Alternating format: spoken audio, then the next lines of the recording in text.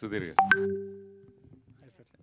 రవితేజ గారిని ఎలా ఒప్పించి దీంట్లో ఈ ప్రాజెక్ట్లో ఇన్వాల్వ్ చేశారు అంటే? అది అది పెద్ద కష్టం అవ్వలేదు సార్.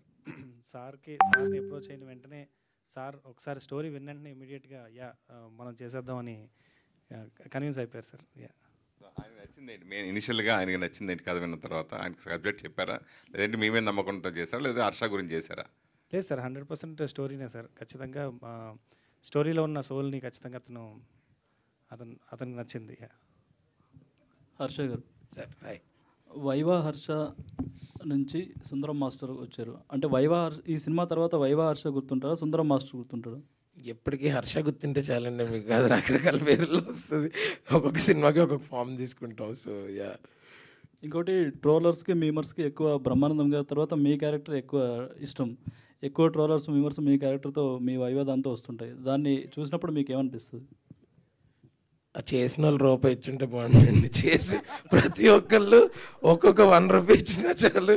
ఇవాళ నా దగ్గర చాలా ఉండేవి.